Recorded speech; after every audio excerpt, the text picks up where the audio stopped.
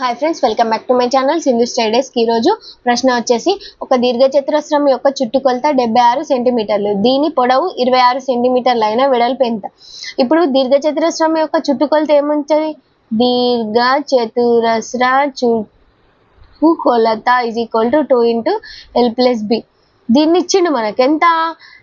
76 సెంటీమీటర్లు, అంటే 2 × L + B is equal to 76 సెంటీమీటర్లు.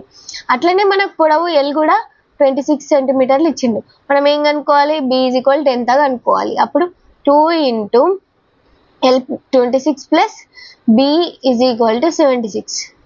ఇప్పుడు ఏం చేయాలి? 26 + B ఈజ్ ఈక్వల్ టు, ఈ 2 ఇటు పోతే బై అయిపోతుంది.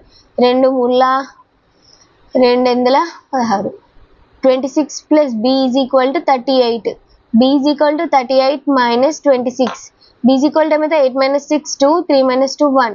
B ఈజ్ ఈక్వల్ టు ఎంత? ఆన్సర్ 12.